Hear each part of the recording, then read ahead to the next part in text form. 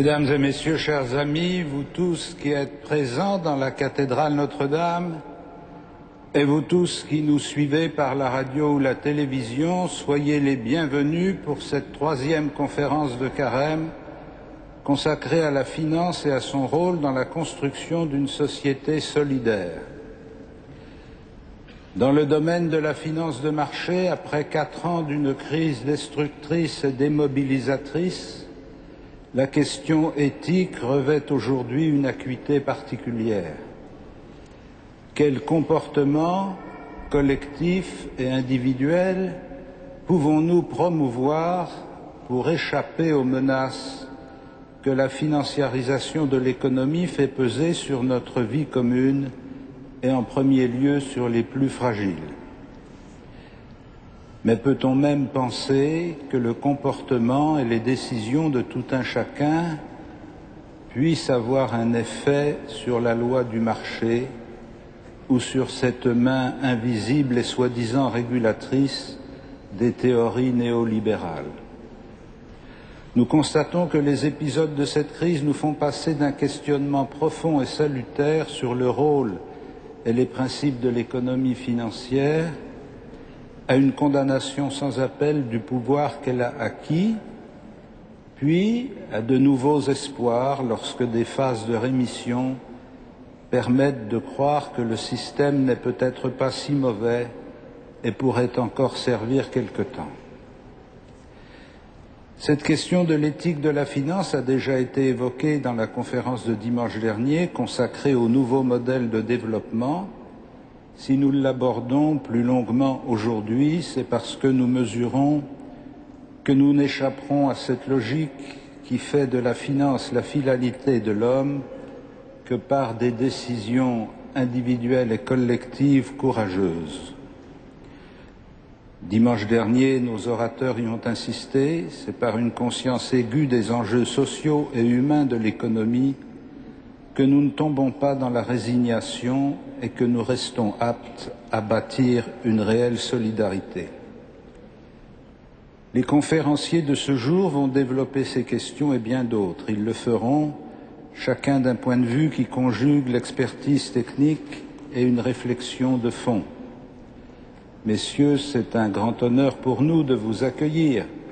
Vous êtes, Monsieur Jouyet, certainement actuellement un homme très occupé, puisque vous présidez depuis décembre 2008 l'autorité des marchés financiers. Auparavant, vous avez été, entre autres fonctions, secrétaire d'État chargé des affaires européennes et chef du service de l'inspection générale des finances. Aujourd'hui, vous vous exprimez également comme enseignant, puisque vous êtes professeur associé à l'Université de Paris-Dauphine et auteur de plusieurs ouvrages. Père Gaël Giraud, vous êtes jésuite et économiste. Avant d'entrer dans la vie religieuse, vous avez travaillé comme consultant scientifique pour différentes banques. Aujourd'hui, votre supérieur vous a confié une mission de recherche en économie que vous conduisez au CNRS et une mission d'enseignant à l'ESCP Europe et au Centre Sèvres, la faculté jésuite de Paris. Entre autres publications, vous avez co-dirigé avec sœur Cécile Renoir, qui intervenait la semaine dernière, 20 propositions pour réformer le capitalisme. À l'issue de cette conférence, comme d'habitude, les personnes présentes dans la cathédrale pourront poser leurs questions aux intervenants au moyen de papiers qui seront distribués par les bénévoles de la cathédrale. Et je profite de cette occasion pour remercier au nom de tous le recteur, les bénévoles et le personnel de la cathédrale pour leur travail et leur efficacité dans l'organisation de ces conférences. Messieurs, je vous laisse la parole.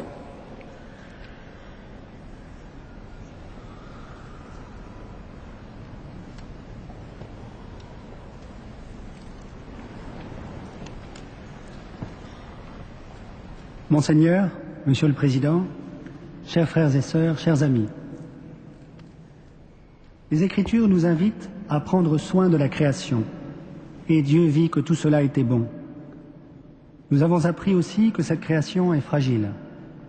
nos modes de vie, de production, de consommation, hérités de la révolution industrielle, ne sont pas compatibles avec le respect de cette création, en particulier avec la finitude des ressources énergétiques fossiles et avec la lenteur de reproduction des énergies renouvelables.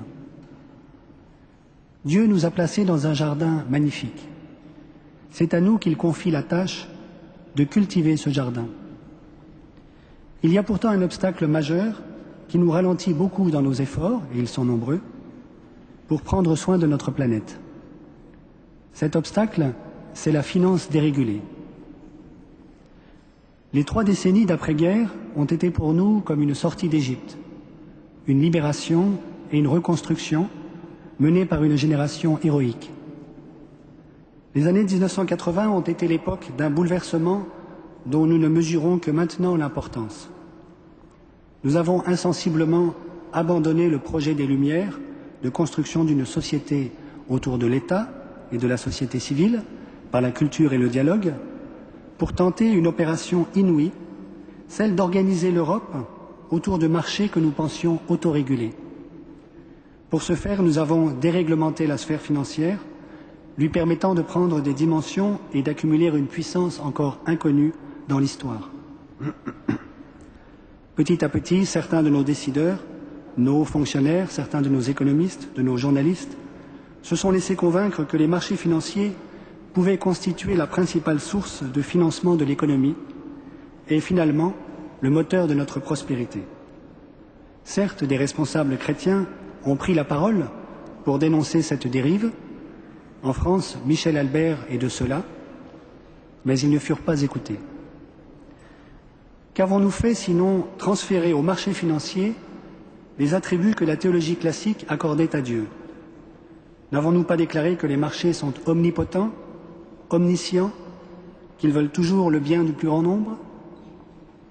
N'aurions-nous pas construit un veau d'or, ces marchés financiers anonymes auxquels, croyons-nous, il conviendrait de tout sacrifier aujourd'hui, comme autrefois au dieu Moloch? Comment se fait-il que nous ayons sacrifié l'idéal européen au rapport de force marchand?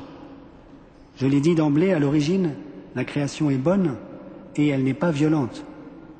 Comment avons-nous pu ériger la concurrence dérégulée, cet autre nom de la violence, en fondement du lien social, alors que nous croyons dans la foi que la violence n'est pas première, qu'elle est seconde? Peut-être beaucoup de nos politiques étaient-ils intellectuellement dominés par les financiers de la City, de Wall Street et de Francfort. Peut-être le sens des responsabilités de beaucoup de décideurs a-t-il été anesthésié par les perspectives de profits formidables que la finance pouvait promettre. Aujourd'hui, pour beaucoup d'Européens, l'amertume est immense. Athènes vit en ce moment même un drame humanitaire. Face à un tel désastre, la colère ne manquera pas de surgir, en Grèce comme ailleurs. Il importe dès lors en tout premier lieu de résister à la tentation de la violence, du repli nationaliste ou autoritaire. L'idée régulatrice européenne ne doit pas être abandonnée au motif que certains financiers ont tenté de la détourner à leur profit, notamment en spéculant sur la Grèce et sur un certain nombre d'autres pays.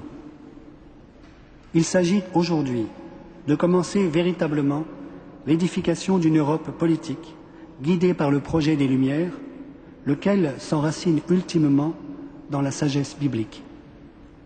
C'est dans ce sens que la Commission des épiscopats de la Communauté européenne, la COMECE, vient d'appeler le 12 janvier dernier à une plus grande intégration et solidarité budgétaire au sein de la zone euro.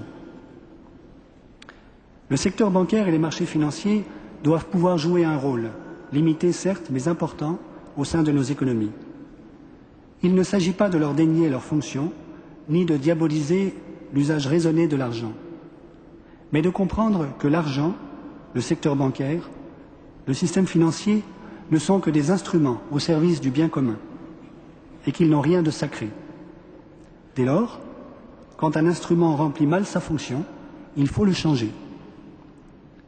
Sortir de la sacralisation du veau d'or requiert de nous une véritable conversion du cœur. L'or, ça ne se mange pas.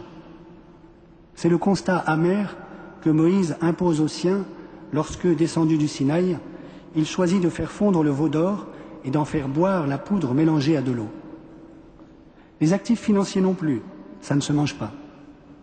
Et les programmes informatiques, qui matérialisent aujourd'hui l'essentiel de notre monnaie, ne parlent pas, comme les idoles. Il nous faut renoncer à la sidération idolâtre dans laquelle nous plonge la sphère financière depuis une génération. Pour nous sortir de l'hypnose, saint François d'Assise s'y prend d'une manière forte, lui qui était fils de marchand, en comparant l'argent au crottin du diable.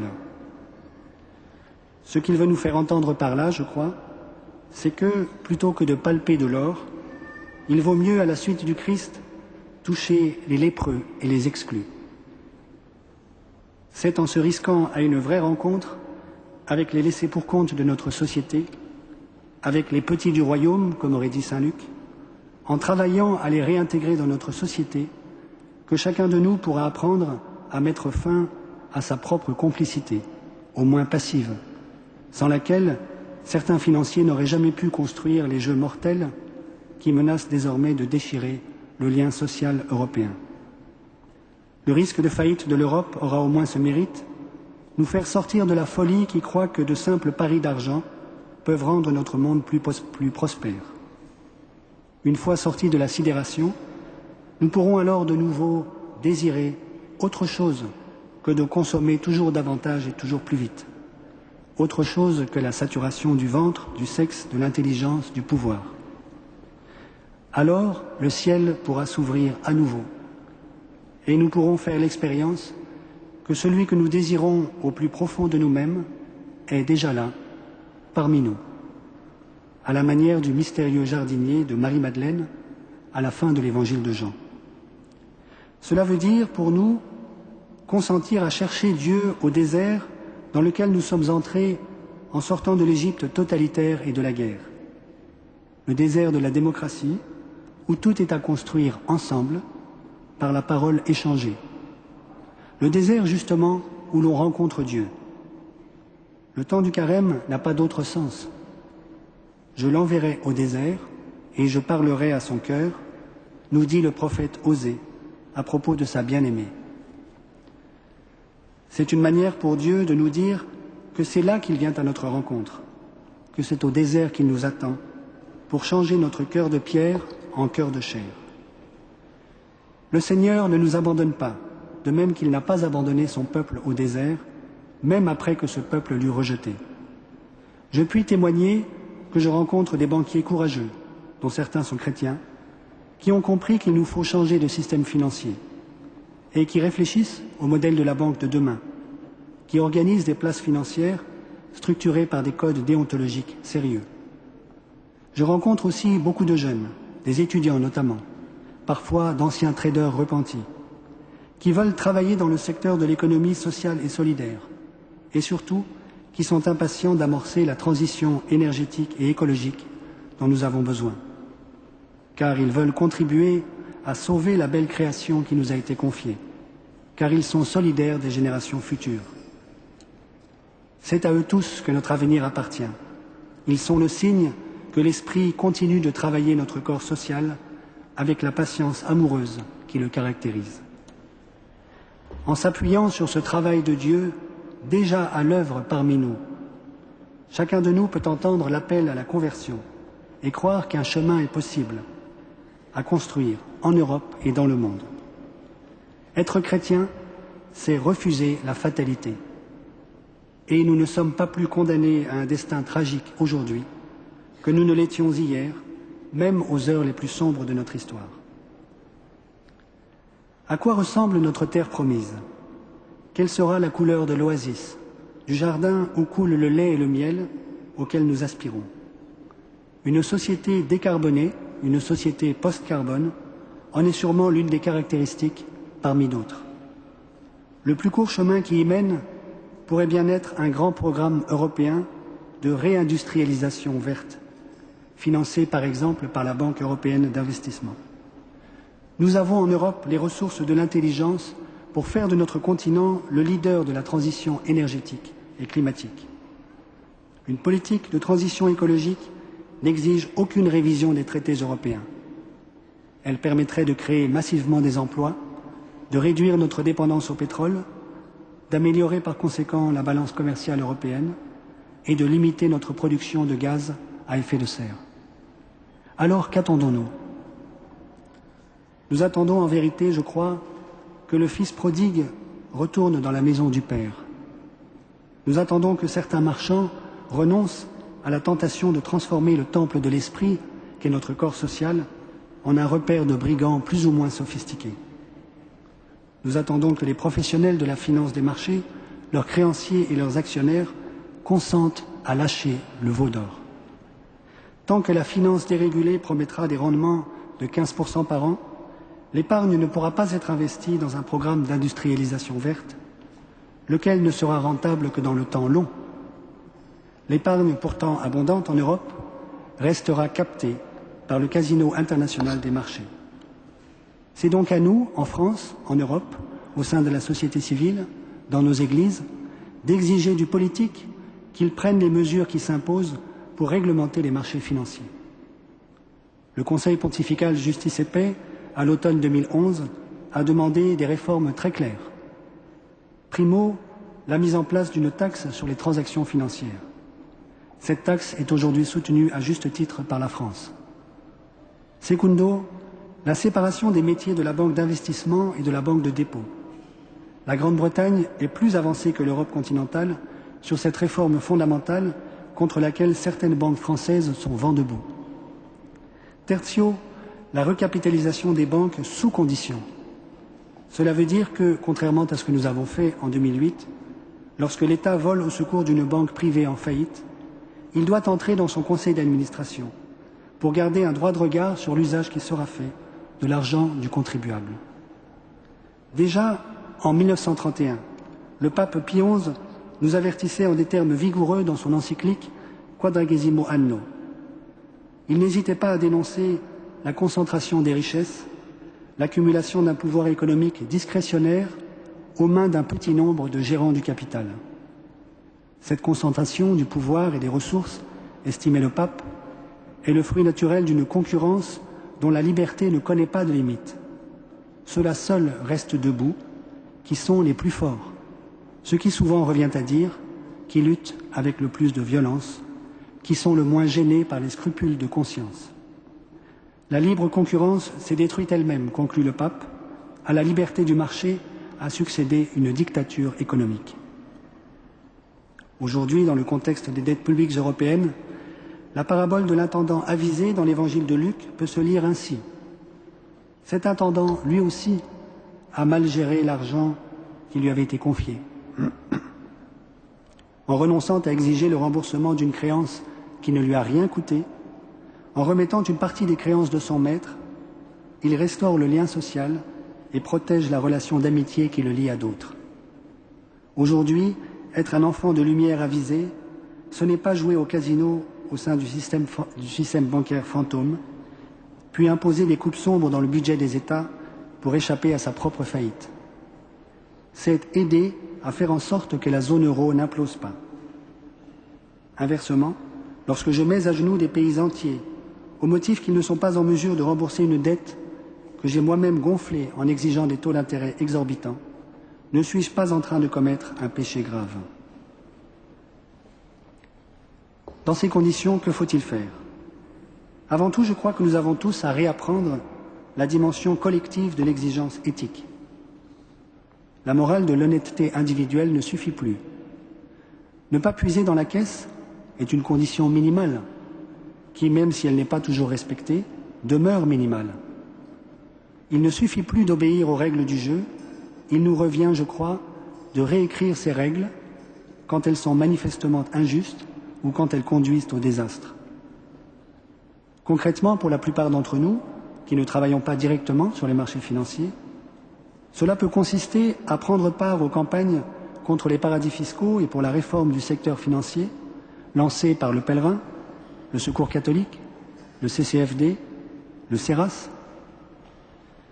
Les professionnels de la finance, quant à eux, pourraient réapprendre à se soumettre aux autorités publiques en charge d'édicter les nouvelles règles du jeu. Se soumettre aux autorités, cela veut dire mettre fin aux stratégies de contournement réglementaire, aux stratégies de capture du régulateur et collaborer loyalement avec le régulateur, en particulier avec l'autorité des marchés financiers, dont le président, M. Jean-Pierre Jouyet, va prendre la parole dans un instant. Déjà, la conférence des évêques de France nous y invitait dans sa déclaration du 21 juin 2010. Pour restaurer la confiance, il nous appartient de réguler la finance afin que celle-ci puisse de nouveau remplir le service qu'elle doit à la société. C'est une condition sine qua non, je crois, pour lancer notre vaste programme d'industrialisation verte, lequel est sans doute le meilleur moyen pour l'Europe, aujourd'hui, d'échapper à la déflation à laquelle nous condamnent les plans d'austérité, et aussi d'échapper au désespoir qui fait le lit des démagogies populistes, ce désespoir-là qui fit regretter l'Égypte au peuple hébreu, se croyant abandonné dans le désert. Vois-tu quelque chose, Jérémie ? Demande le Seigneur au prophète. Comme Jérémie, nous pouvons lui répondre « Je vois des armées qui vont fondre sur le royaume et le mettre en pièces. » Cela, c'est ce qui nous menace si nous nous entêtons dans une logique financière mortifère. Mais avec Jérémie, nous pouvons répondre aussi « Je vois fleurir la fleur d'amandier. » Cela, au cœur de l'hiver, c'est l'espoir d'un printemps, d'une résurrection, l'esquisse d'un jardin, d'une terre promise. Elle est déjà là, à nous de la faire grandir.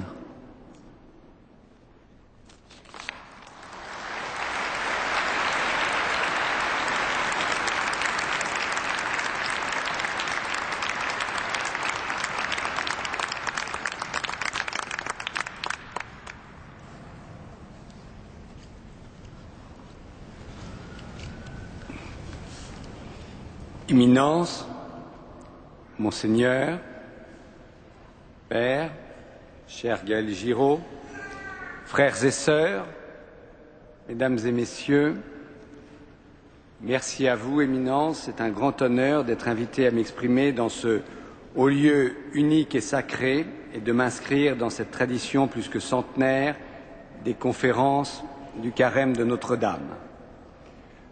Nous risquons un peu d'être à fond renversé avec le Père Giraud, vrai technicien financier et écologique. Mais cela se rétablira dans le dialogue qui suivra. Nous traversons une crise grave, économique et financière, mais qui ne peut se réduire à une somme de dysfonctionnements techniques et de déséquilibres conjoncturels. Cette crise, dont les autres facettes sont sociales, écologiques et éthiques, est avant tout anthropologique parce qu'elle remet en cause la manière dont l'homme est pris en considération.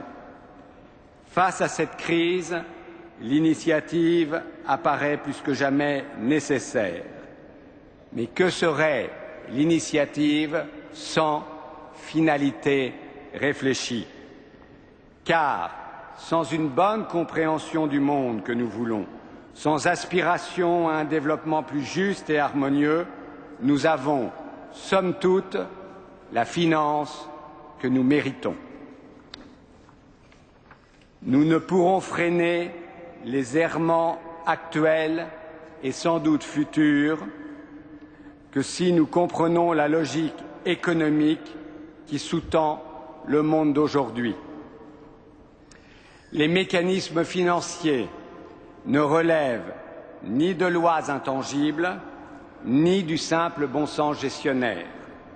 L'ordre ou le désordre des marchés relève d'institutions que nous pouvons contribuer à transformer ou à réformer. Son Éminence, dans son dernier ouvrage, pose la question centrale: quelle société voulons-nous ?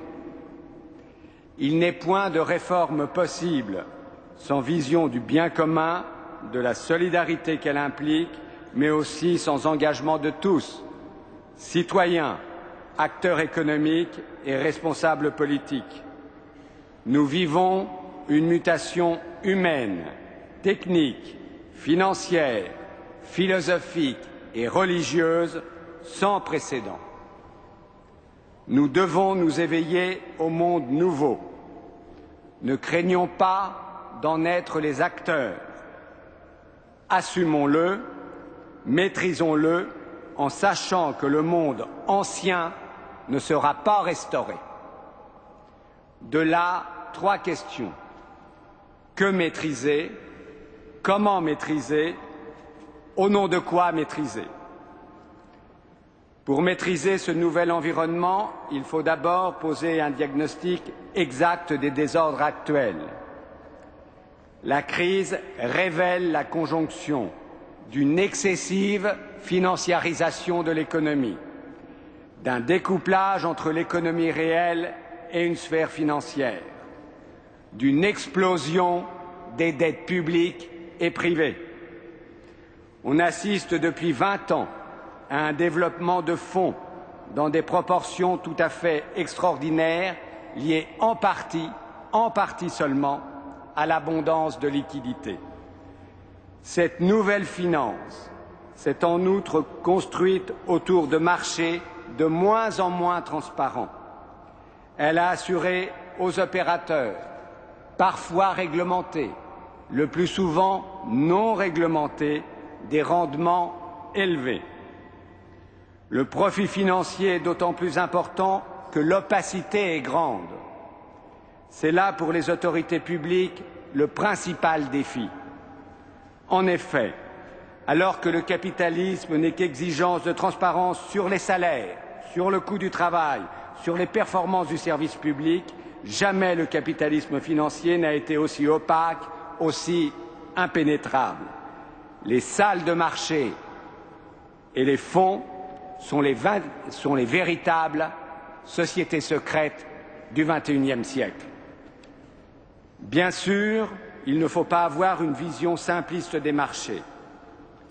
Pour ma part, j'en viens à penser que s'il faut de plus en plus d'argent pour faire fonctionner l'économie, l'apport des marchés financiers à l'économie dite réelle est décroissant depuis plusieurs années.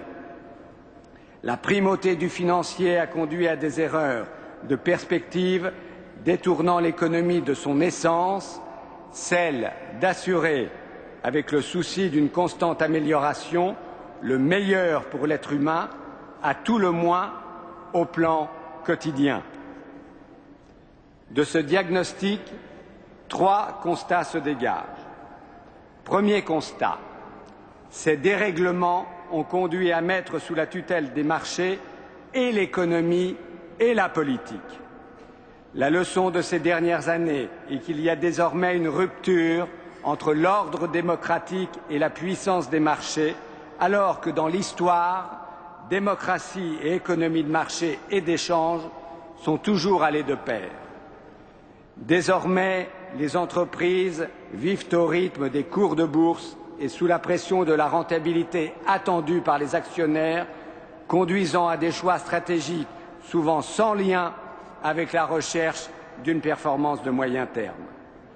Plus grave, les États sont de plus en plus sous la tutelle des marchés, comme le montre la dégradation plus fréquente de leur notation.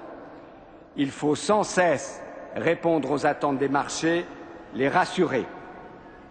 Or, ni le temps de l'entreprise, ni le temps de la démocratie ne sont ceux des marchés. L'entreprise a besoin d'investisseurs de long terme acceptant le risque.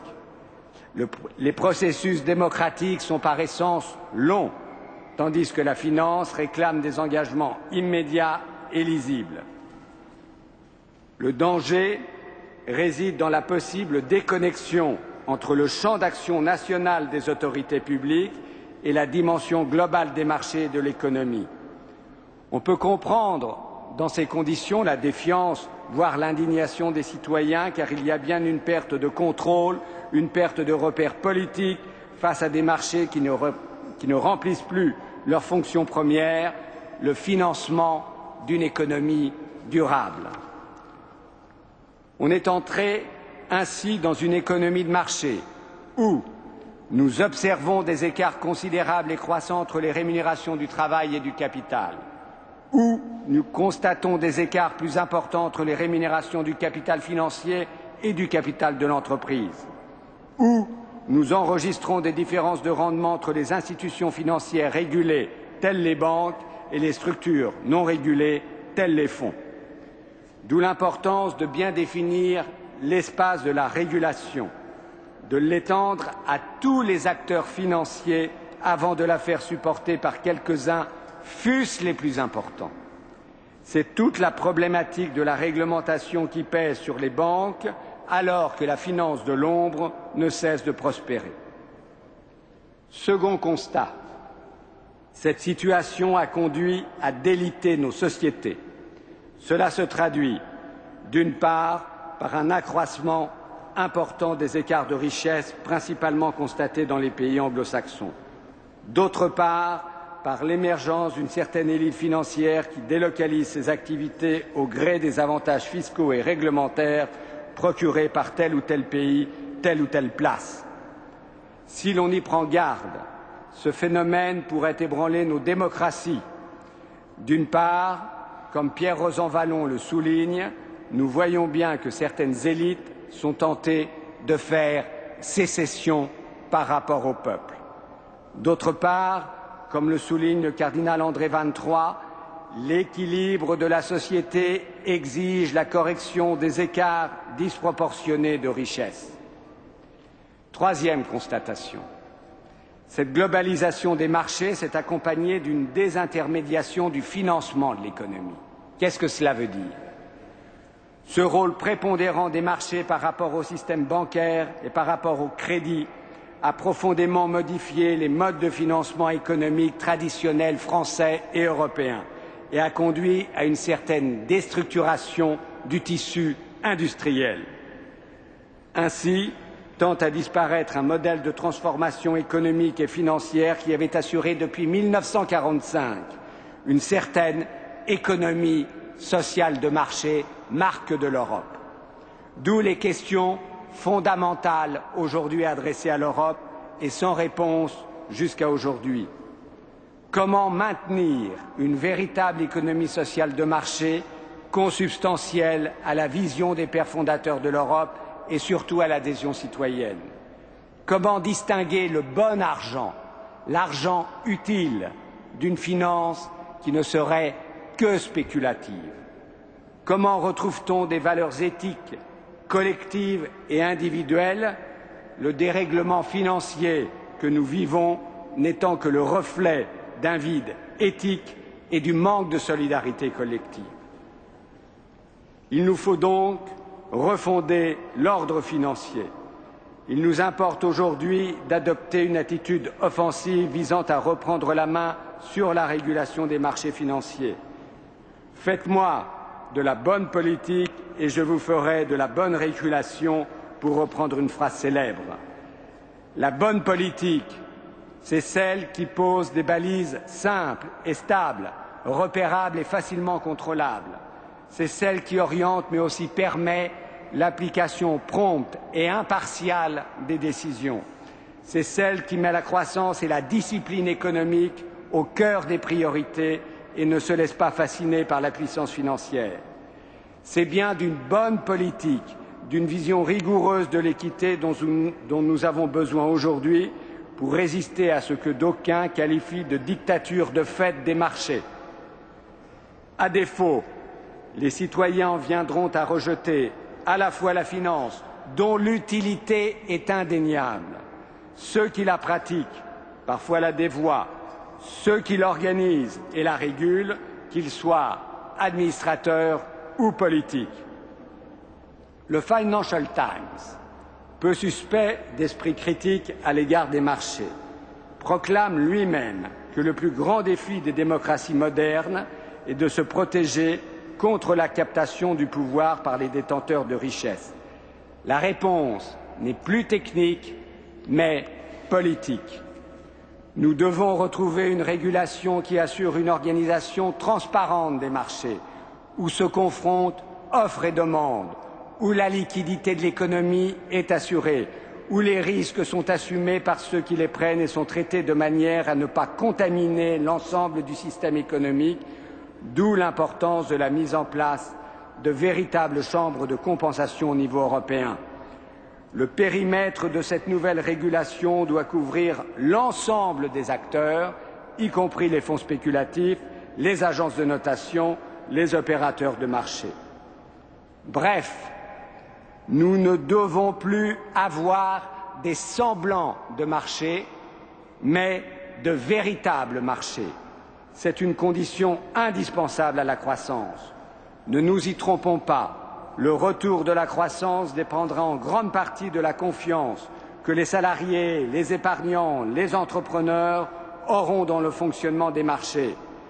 Sans transparence, sans confiance, pas de croissance.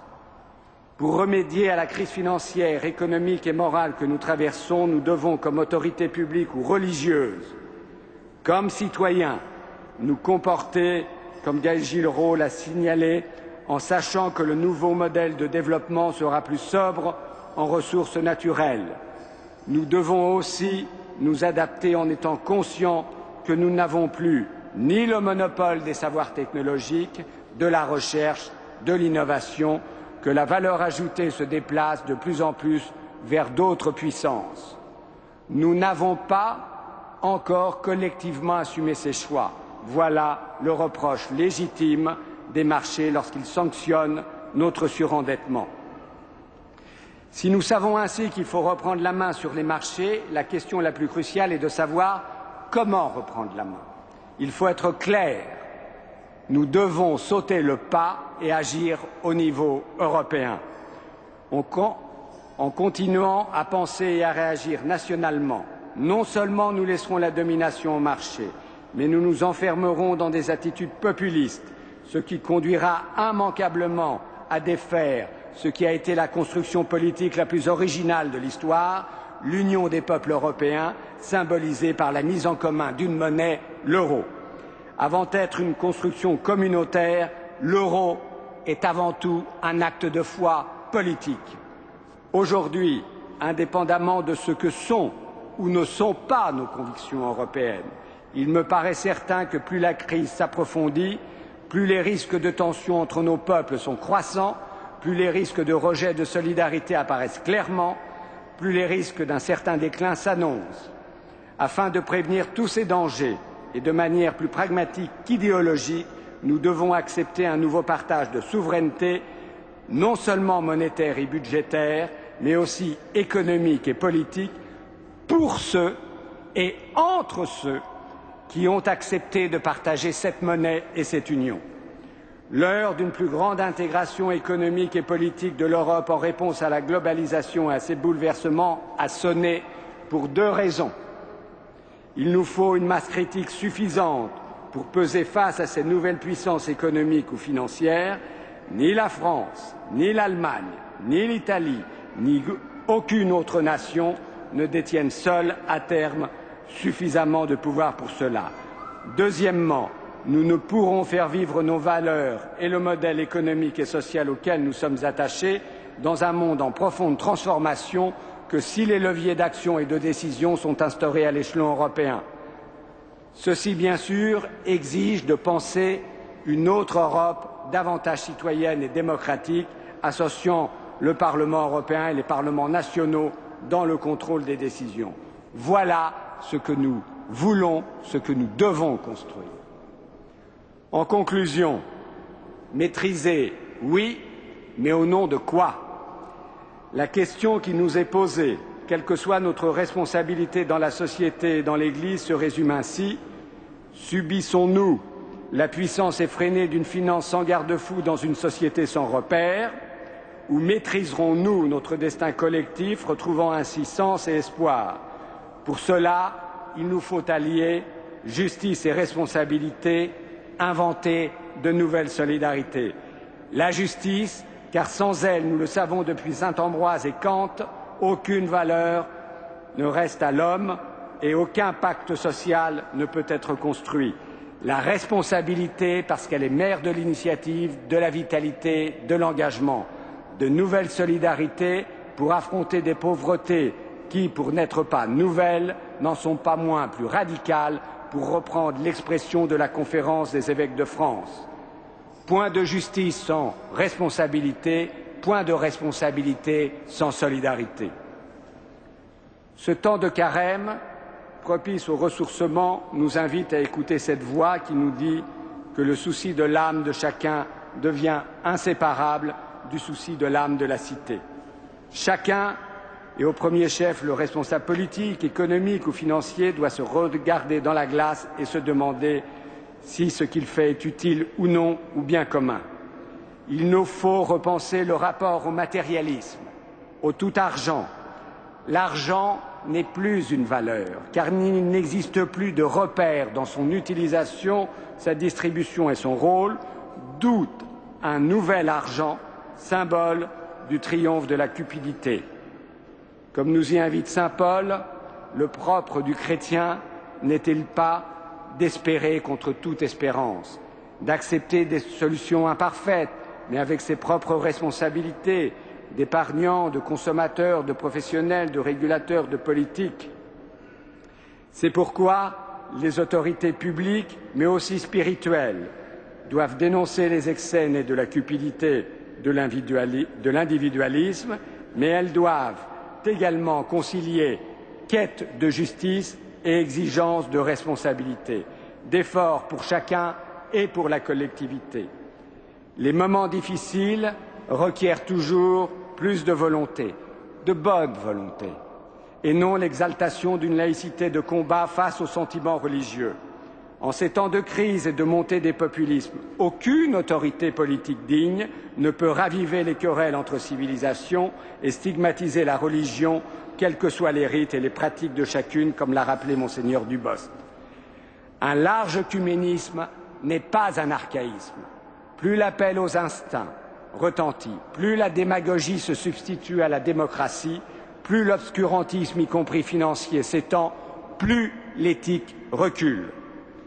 Frères et sœurs, ne restons pas frileux, dénonçons les dérives et les non-sens économiques et financiers, mais n'hésitons pas à dépasser nos frontières traditionnelles, notre propre souveraineté, notre propre personne. Soyons animés de grands désirs, ayons de l'amplitude dans notre action, comme le dit saint Ignace de Loyola dans ses écrits, le bien est d'autant plus divin qu'il est universel.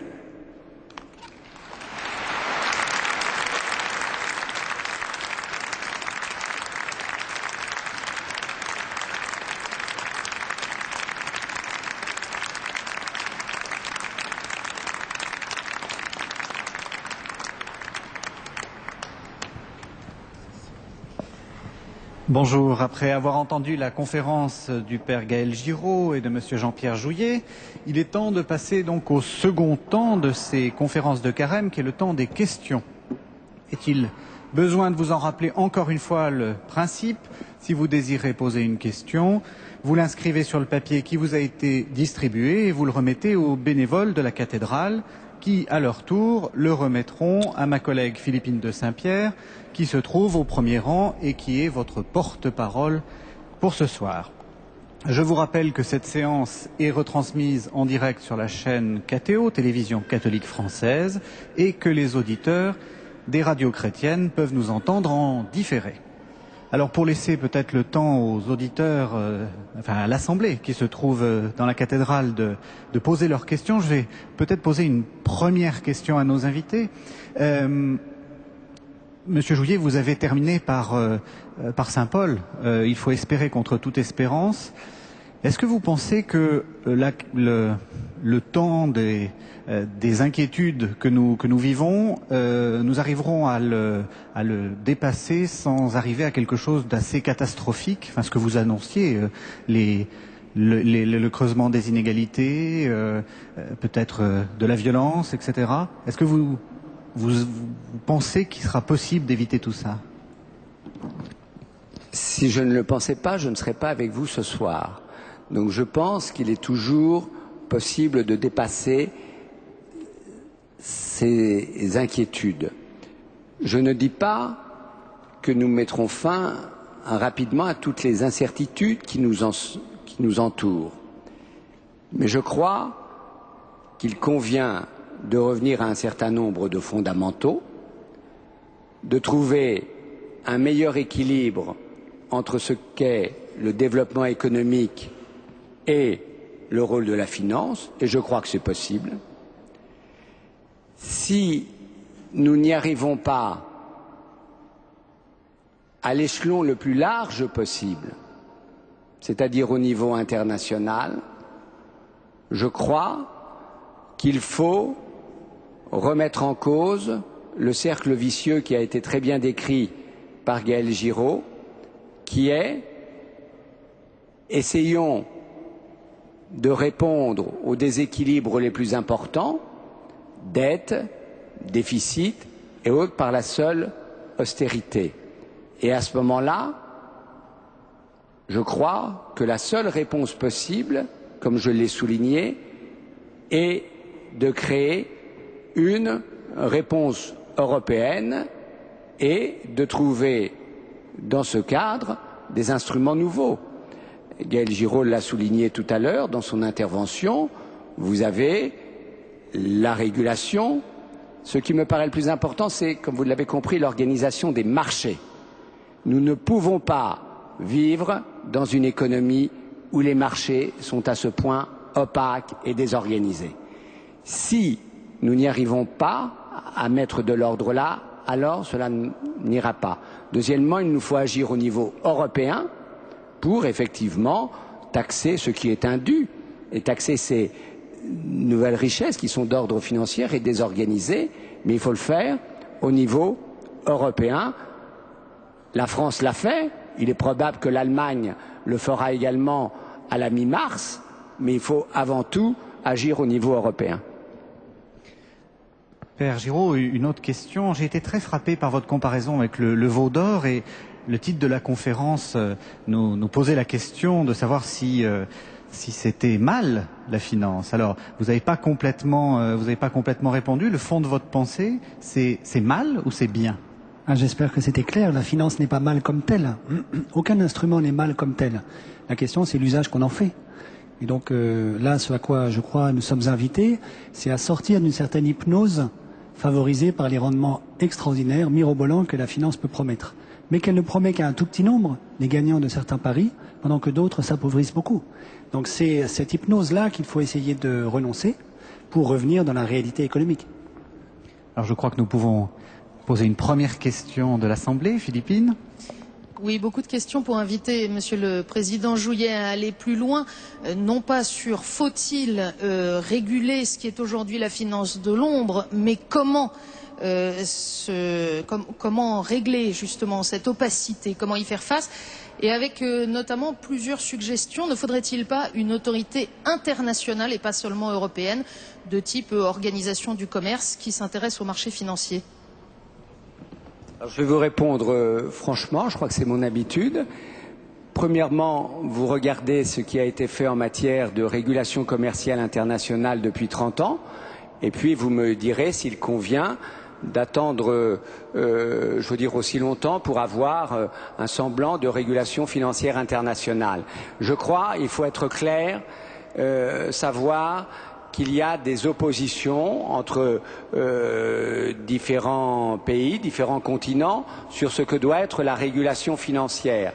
Ce qui me paraît important, c'est que nous arrivions, je le répète, à organiser les marchés. Il nous faut des marchés transparents, il nous faut des chambres où soient enregistrées les offres et les demandes sur ces marchés, il nous faut des marchés où on confronte véritablement ce que sont les valeurs d'achat et de vente. Nous n'avons pas ceci. Je vous réponds, ma priorité n'est pas de créer une organisation internationale, ma priorité elle est d'avoir cela et d'avoir cela à un niveau qui soit suffisamment important, et pour moi le niveau il est européen, et je souhaite que les agences même européennes aujourd'hui soient renforcées parce qu'elles n'ont pas encore ni tout le pouvoir ni toute l'initiative qu'elles devraient avoir. Il faut être beaucoup plus offensif au niveau européen, que ce soit à quelques pays européens ou, rêvons un peu, avec l'ensemble de l'Europe, y compris nos amis britanniques. J'ai été assez clair? Une autre question, Philippine? Il y a aussi des questions pour le Père Giraud. Vous avez expliqué clairement votre proposition d'un programme de réindustrialisation verte pour l'Europe. Concrètement, pouvez-vous dire quelle forme cela devrait prendre? Qu'est-ce qui l'empêche aujourd'hui? Et puis cet appendice aussi à la question, cette solution sera-t-elle durable? Ne vaudrait-il pas mieux remettre directement Dieu au cœur de la société et des relations humaines? Alors, pour répondre à l'appendice tout de suite, oui, je crois bien qu'il faut remettre Dieu tout de suite au cœur de nos relations humaines. Ça ne veut pas dire réinstaurer une théocratie politique, c'est autre chose. Pour répondre à la question sur la réindustrialisation verte, quelle forme cela pourrait-il prendre? Elle est très variée, les chantiers sont immenses. L'un d'eux, c'est la rénovation thermique de tout le logement européen. Et vous imaginez bien que c'est un chantier pharaonique, extrêmement créateur d'emplois. Un autre chantier immense, c'est substituer le train au camion, qui nous permet d'importer les produits que nous consommons. Donc c'est faire du ferroutage, réhabiliter tout le réseau ferroviaire que nous avons détricoté depuis la Seconde Guerre mondiale. Voilà. Autre grand chantier, la capture du CO2, du dioxyde de carbone dans les centrales à charbon, etc. Donc le chantier est immense. Qu'est-ce qui bloque? C'était la deuxième partie de votre question. La question posée aujourd'hui, c'est le financement de ces chantiers. Je rencontre beaucoup de cadres dirigeants de grandes entreprises du CAC 40 qui sont prêts à lancer ce programme, qui n'attendent que la possibilité d'un financement d'un tel programme. Or, vu la conjoncture actuelle, le secteur privé n'a pas les moyens de financer ce programme. Donc il faut que la pompe soit amorcée par la puissance publique. Comme vous le savez également, les États n'ont pas beaucoup d'argent dans les caisses, donc il faut faire fonctionner le secteur bancaire. C'est au secteur bancaire d'aider à amorcer la pompe. Et comme je l'ai dit très rapidement tout à l'heure, on peut imaginer des constructions où la Banque européenne d'investissement serait mobilisée pour financer un tel programme. Aujourd'hui, vous savez que vous avez des grands industriels qui construisent eux-mêmes leurs propres banques. Je pense à Siemens en Allemagne, Volkswagen. En France, vous savez que les constructeurs automobiles vont se refinancer directement auprès de la Banque centrale européenne. Donc ça montre que les industriels sont très désireux d'avancer. La question qui bloque aujourd'hui, c'est la question du financement. Philippine, une autre question? Oui, l'Europe peut-elle rester compétitive si, comme le dit Monsieur le Président Jouyet, elle est la seule à se mettre en marche pour réguler les transactions financières? C'est une très bonne question, c'est la question que nous nous posons. Et vous avez deux visions. Vous pouvez dire si les États-Unis et le Royaume-Uni ne bougent pas, vous ne pouvez pas agir dans le domaine financier. J'ai longtemps partagé cette thèse. Je pense qu'il y a un risque pour l'Europe à prendre une attitude offensive sur le plan de la régulation financière. Mais j'en suis venu à me dire que si nous ne bougeons pas, alors là, nous allons subir toutes les épreuves dans l'Europe continentale que vous avez décrites et sur lesquelles vous m'avez interrogé au début, et toutes les mesures d'austérité qui sont celles qui ont été décrites par le père Giraud. Je vais encore être plus clair avec vous. Si nous ne bougeons pas, l'utilisation de l'épargne de l'Europe continentale sera pour les autres et pour leur développement, et nous, il nous restera l'austérité. Face à ce tel choix, ma pensée a évolué et je suis maintenant pour que l'Europe prenne une attitude offensive. Je sais que cela comporte des risques, mais vous avez le choix entre, à un moment, être offensif, subir le jeu, si j'ose exprimer en cet après-midi un vocabulaire sportif, ou effectivement avoir une certaine résignation. À un certain moment, il faut être offensif. D'où l'importance des initiatives qui devraient être prises au niveau européen, quitte à déclencher certains mouvements que nous ne pouvons pas prévoir. Mais en tout cas, je sais où nous conduira la résignation, à la stagnation, à une moindre influence à travers le monde et à une moindre influence de l'Europe continentale en Europe. Voilà. Père Giraud. Je crois que Jean-Pierre Jouyet a dit l'essentiel. Je voudrais juste rajouter un mot qui est que nous avons le choix en fait entre deux représentations du système financier. Un système financier complètement dérégulé, où un tout petit nombre peut gagner beaucoup d'argent très vite, mais où vous avez en moyenne un krach financier tous les 4 ans. C'est ce que nous connaissons depuis le début des années 80. En moyenne, un krach financier tous les 4 ans.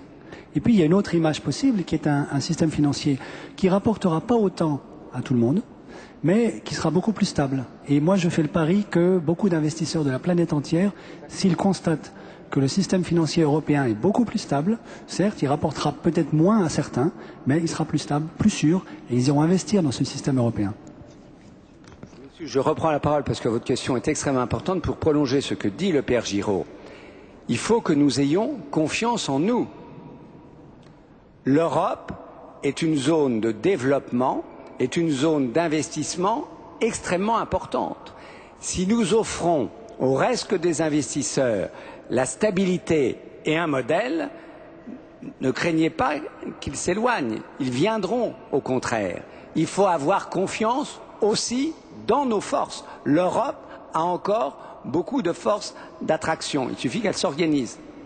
Alors, pardonnez-moi, je vais poser une question imbécile. Enfin, vous dites nous avons le choix, vous dites nous pouvons, mais qui a le choix? Vous dites il faut que la puissance publique prenne les choses en main. Je crois qu'il y a beaucoup de gens qui doivent se dire bon, ben nous, qu'est-ce qu'on peut faire? Qui a le choix et qu'est-ce que nous, à notre niveau, nous qui ne sommes pas dans les organes décisionnels, devons faire, pouvons faire? On est convaincu par ce que vous dites. C'est déjà gentil, mais je veux dire que ce qui est important, c'est que chacun prenne conscience des efforts à faire, que chacun ait conscience des nouvelles solidarités à apporter, et que chacun ait conscience, et c'est peut-être le plus difficile, qu'il nous faut dépasser un horizon et un espace limité. Il faut savoir que si nous ne bougeons pas, si nous restons dans nos propres limites, qu'elles soient territoriales ou intellectuelles, eh bien à ce moment-là, nous continuerons à avoir cette situation marquée par un certain nombre de souffrances, marquée par un taux de chômage élevé, marquée par des reculs en termes de pouvoir d'achat.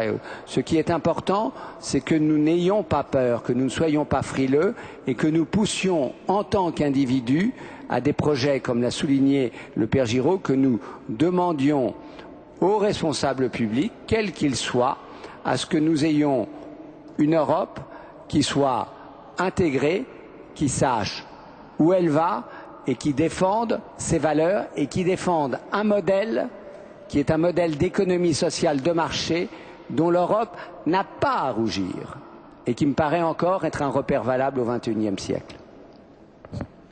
Philippine.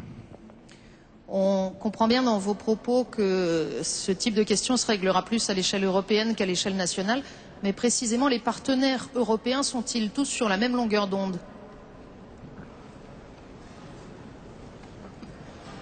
Je crois que la crise qui a été mieux décrite par le père Giraud que je ne l'ai fait et qui a été très bien vue amène un changement de ce que l'on appelle en termes politiques des rapports de force entre les partenaires européens. Et je crois que la prise de conscience est plus forte qu'on ne le croit, y compris chez nos amis outre-Rhin.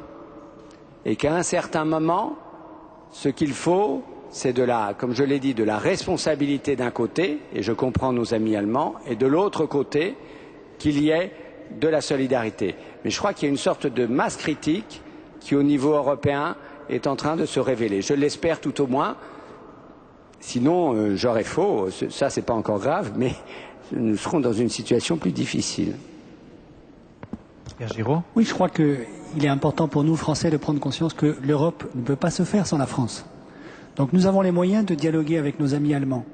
Comme vous l'avez vu depuis plusieurs mois, même plusieurs années, les négociations intergouvernementales progressent beaucoup, même si encore beaucoup de chemin reste à faire. Jamais nous n'avons autant négocié avec nos partenaires européens qu'aujourd'hui du fait de la crise. Donc d'une certaine manière, nous avançons énormément dans le dialogue politique pour cette construction de l'Europe politique qui est, à mon sens, la seule voie de salut pour nous tous. Voilà. Ça veut dire qu'il y a des compromis à accepter, mais la France n'est pas le dernier pays d'Europe et elle a de quoi exiger des compromis qui sont intéressants pour elle.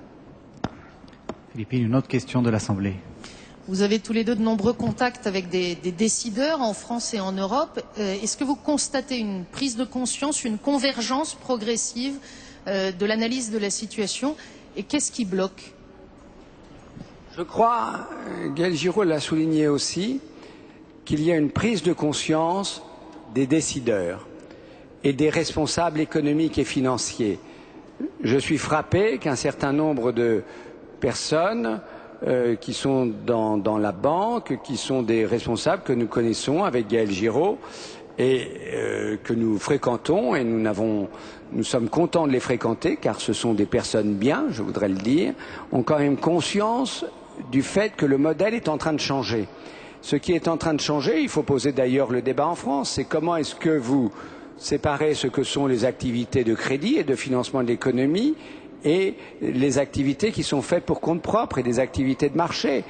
Je ne vois pas pourquoi la France serait le seul pays en Europe à ne pas ouvrir ce type de débat. Je crois aussi que les chefs d'entreprise, de PME ou de plus grandes entreprises comprennent bien, et c'est ce que j'ai appris depuis que je suis à la tête de l'autorité des marchés financiers, qu'ils ne voient plus eux-mêmes ce qui se passe dans les marchés. Quand vous voyez un chef d'entreprise qui vient m'expliquer qu'il n'est pas capable de me dire pourquoi la valeur de son entreprise, entre le matin et le soir, entre le lundi et le vendredi, a bougé, vous vous posez des questions sur la nécessité de refonder les marchés. Donc, chefs d'entreprise, un certain nombre d'entre eux sont d'accord pour qu'il y ait, pour faire des marchés des lieux de confrontation. Ça, c'est en France. Et c'est dans d'autres pays aussi. Je pense qu'en Allemagne, on a le même sentiment. Je pense que dans le sud de l'Europe, aujourd'hui, on a le même sentiment. Et comme l'a dit le père Giraud, c'est extrêmement important et je partage son sentiment. Soyons européens, mais ayons bien conscience, là aussi il faut avoir confiance que l'Europe ne peut pas se faire sans la France. Peut-être un peu de pédagogie. Vous avez dit qu'il faut séparer banque d'investissement et banque de dépôt. Expliquez-nous en quelques mots de quoi il s'agit, parce que tout le monde n'est pas... Non, je vais laisser le père Giraud d'abord, parce que peut y avoir deux définitions, donc je vais d'abord lui laisser la première. Pour dire les choses très simplement, une banque a plusieurs activités, plusieurs métiers, et la France est devenue l'un des pays spécialistes du modèle de la banque universelle, c'est-à-dire de la banque qui fait tous les métiers. Parmi ces métiers, vous avez agir sur les marchés financiers, émettre des nouveaux produits financiers, proposer de la protection contre le risque à un certain nombre de clients. Et puis vous avez un autre métier qui a priori n'a rien à voir, qui est ouvrir un compte de dépôt pour vous et gérer votre épargne. La question qui nous est posée aujourd'hui, c'est lorsque le premier type de métier provoque des pertes considérables et que la banque qui accuse ces pertes risque la faillite, elle risque aussi de compromettre le deuxième métier. Et donc la question qui nous est posée, je crois, c'est comment sécuriser les dépôts des petits épargnants, pour dire les choses très simplement, de manière qu'ils ne soient pas mis en danger par les risques que comporte le premier type de métier bancaire. Voilà. Vous êtes d'accord avec cette définition, Monsieur Jouyet? Je suis entièrement d'accord avec la définition. J'ai deux ajouts. Le premier, c'est que je crois qu'il faut, il se trouve, ça n'aura échappé à personne, qu'il y a des échéances électorales en France dans quelques semaines. Quelle que soit l'issue des urnes, moi je suis favorable à ce que vous ayez une réflexion, une commission de sages qui réfléchissent sur le modèle bancaire français. Il n'est pas possible de dire, voilà, nous avons le meilleur modèle et vous passez et il n'y a pas de réflexion à avoir. Là, je suis d'accord avec Gaël Giraud. Après, je ne suis pas sûr qu'il faille séparer ce que sont les activités d'investissement et les activités de crédit, parce que vous avez un flux de liquidités dans une économie qui est en contraction qu'il convient de protéger. Les liquidités qui sont issues des opérations d'investissement sont nécessaires au crédit. Je ne veux pas être trop technique. En revanche, où Gaël Giraud a tout à fait raison, c'est qu'il faut avoir une distinction beaucoup plus nette entre ce que sont les opérations faites pour le compte propre de la banque et les opérations qui sont faites avec les dépôts et pour financer ou les PME ou les logements ou effectivement l'activité économique d'une manière générale. Voilà. Philippe, une autre question de l'Assemblée. Vous parlez tous deux des marchés financiers, mais pas beaucoup de la question des dettes publiques, dont on voit l'importance ces derniers temps dans la crise que traverse l'Europe en particulier. Et on demande, ces dettes ne procèdent-elles pas d'abord d'un mensonge du politique sur la capacité à vivre indéfiniment à crédit pour un État lui-même? Alors un mensonge du politique, je trouve que c'est assez fort, parce qu'il faut, je crois, distinguer entre les différents pays. C'est vrai que la Grèce a maquillé en partie ses comptes publics quand elle est entrée dans la zone euro en 2001. En ce sens-là, on pourrait parler d'un mensonge politique, dont nous avons bien voulu être dupes. Pour les autres pays, il n'y a pas eu de maquillage des comptes publics. Je ne crois pas qu'on puisse parler d'un mensonge. Je ne crois pas non plus qu'on puisse dire que la totalité des pays européens a jeté de l'argent par la fenêtre. La part des dépenses publiques de l'État en France rapportées au PIB diminue depuis 15 ans. Donc on ne peut pas dire que l'État français ait jeté l'argent du contribuable par la fenêtre. Ce qui est vrai par contre, c'est que, à force de faire des cadeaux fiscaux, nous avons réduit considérablement les recettes fiscales de nos États, ce qui a augmenté le déficit public. Je crois qu'il y a un deuxième point qu'il est important de comprendre concernant les questions des dettes publiques en Europe, c'est que les plans d'austérité comme tels ne suffisent pas, pour la plupart de nos pays, à résoudre le problème de la dette publique. À partir du moment où un pays doit s'endetter à un taux d'intérêt réel, donc le taux d'intérêt qu'il paye pour emprunter de l'argent, moins le taux d'inflation, qui est supérieur à son taux de croissance, sa dette publique augmentera automatiquement. Et c'est le cas, par exemple, pour la Grèce. C'est le cas pour l'Italie, le Portugal, et ce serait le cas pour nous aussi si jamais nous devions tomber dans cette logique extrêmement dangereuse où nous devons emprunter à un taux d'intérêt réel supérieur à nos taux de croissance. Et c'est là que les plans d'austérité sont extrêmement dangereux, parce qu'ils menacent nos taux de croissance, et donc ils menacent notre aptitude même à pouvoir rembourser nos dettes. Oui, mais alors, question, comment est-ce qu'on s'en sort si on ne fait pas de l'austérité? Quelle est votre solution? Alors là, j'ai une option qui n'engage que moi, qui est précisément de pratiquer un grand plan de réindustrialisation verte, extrêmement créateur d'emplois, d'activités économiques, qui serait excellent pour notre balance commerciale et qui nous permettrait de commencer à construire cette économie décarbonée dont nous avons besoin. Je peux continuer à vous poser une question. Est-ce que c'est pas reporter le problème pour les 20 ou 30 prochaines années? Parce qu'on va finalement, on peut aussi financiariser l'écologie et se retrouver exactement dans le même problème d'ici 20 ans. Alors, vous aurez remarqué que je ne propose pas qu'on finance ce programme par les marchés financiers. De fait, il y aurait une tentation qui serait de financiariser la transition écologique elle-même. Alors, par exemple, c'est une tentation qui nous guette lorsqu'on ouvre des marchés sur les droits à polluer. Alors sur ces marchés, il y aura bientôt les actifs dérivés sur les droits à polluer et le prix du droit à polluer ne sera plus dicté par l'offre et la demande réelle de droits à polluer, mais par les mouvements de capitaux sur les marchés dérivés sur ces droits-là. C'est ce qui arrive par exemple sur le pétrole aujourd'hui. Vous savez que le prix du pétrole n'est plus dicté aujourd'hui par l'offre et la demande réelle de pétrole, mais par les mouvements plus ou moins spéculatifs de capitaux sur les dérivés sur le pétrole. Pourquoi? Parce que les marchés dérivés sur le pétrole pèsent 30 fois plus lourd que le marché du pétrole. Et donc ça pose un énorme problème et c'est la raison pour laquelle beaucoup d'industriels, pétroliers en particulier, sont les premiers à vouloir la réglementation des marchés dérivés sur le pétrole. Parce qu'ils ne peuvent pas se permettre de voir le prix du pétrole dicté simplement par des traders à New York. Vous voyez? Alors on aurait le même problème si on continuait à vouloir financer la transition écologique par les marchés financiers. Je crois que ce serait une erreur. Et ce n'est pas ce que je propose du tout. Monsieur le Président. Alors, je vais essayer, mais c'est le propre du débat, d'apporter une vision un peu différente de celle de Gaël. Je crois, premièrement, qu'il a raison, la responsabilité de l'endettement ne naît pas d'un mensonge politique.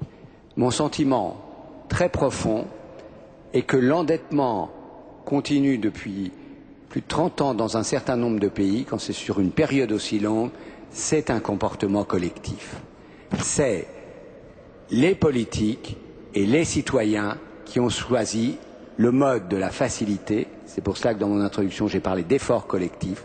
Le mode de la facilité, c'est très simple, si vous ne voyez pas la dette et si on ne vous rappelle pas là. Et on a cru avec l'euro que le grand miracle, si j'ose m'exprimer ainsi en ce lieu de l'euro, c'était de nous affranchir de la dette. On s'aperçoit, 10 ans après sa création, qu'il n'en est rien. Et donc nous sommes rappelés aux réalités.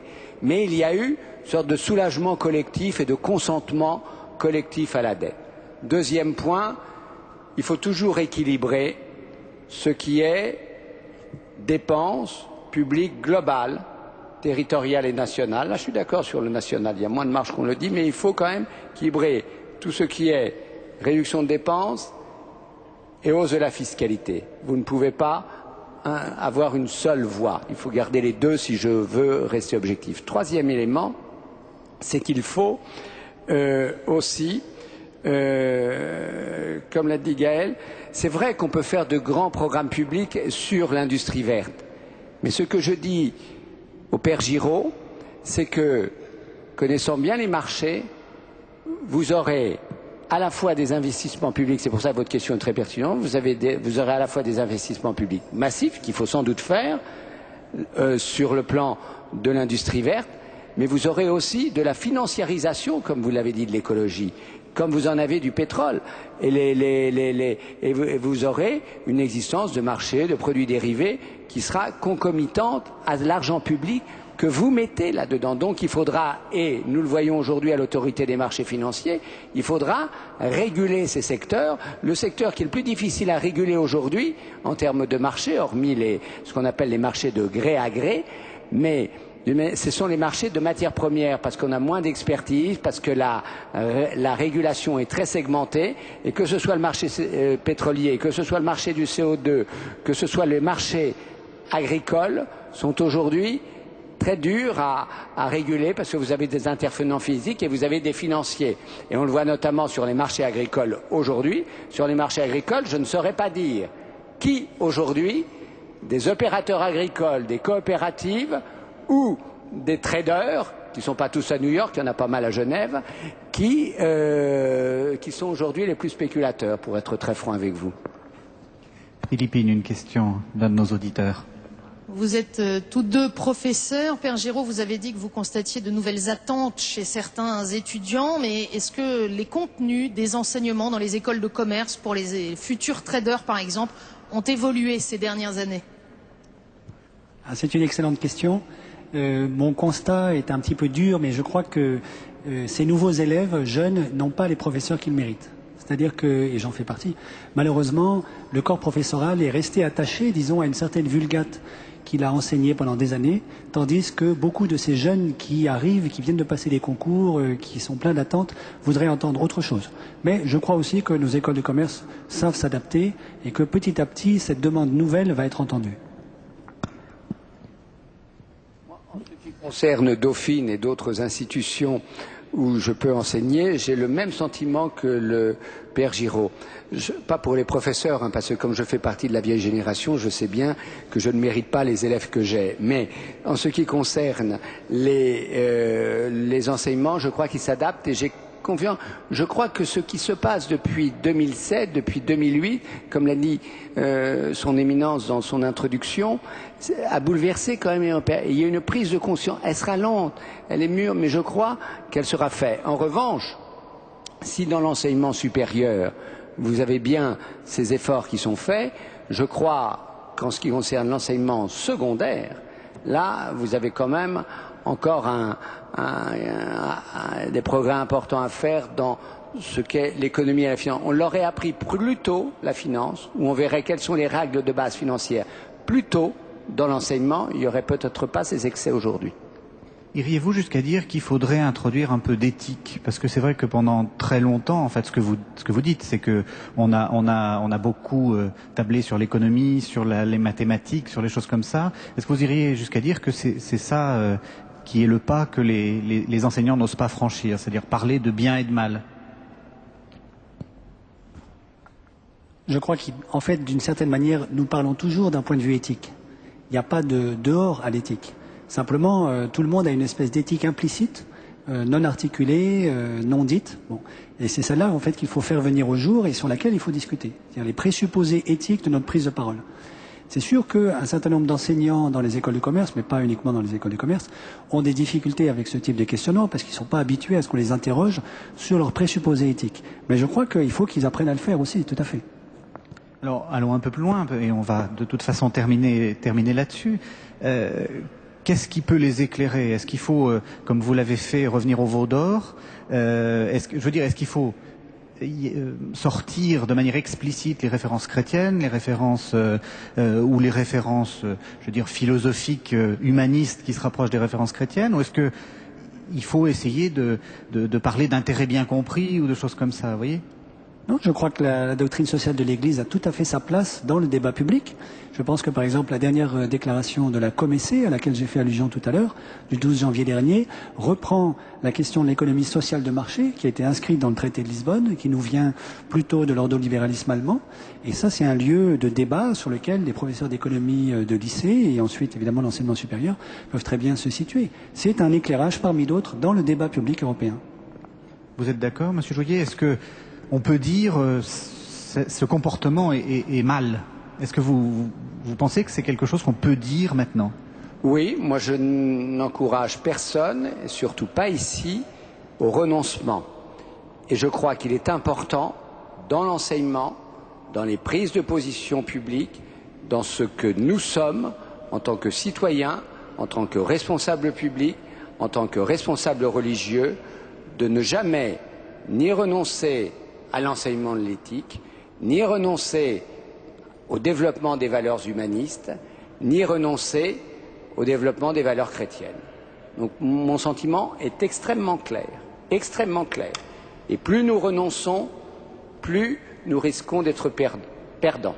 Donc je suis extrêmement clair et ferme sur ce sujet. Bien, écoutez, merci à tous les deux. Donc nous arrivons à la fin de cette séance de questions. Je remercie vraiment nos conférenciers de s'être prêtés à ce jeu difficile. Je vous donne rendez-vous pour la prochaine conférence de Carême qui se tiendra le 18 mars 2012 avec comme titre « J'étais un étranger et vous m'avez accueilli ». On y entendra Monsieur Jérôme Vignon, qui est le président des Semaines sociales de France, et Monseigneur Michel Dubost, qui est l'évêque d'Évry. J'invite les téléspectateurs de KTO ainsi que vous qui nous suivez depuis la cathédrale Notre-Dame de rester avec nous puisque il y a les vêpres qui suivent ces conférences qui seront elles-mêmes suivies de la messe du 3e dimanche de Carême présidée par le cardinal archevêque de Paris.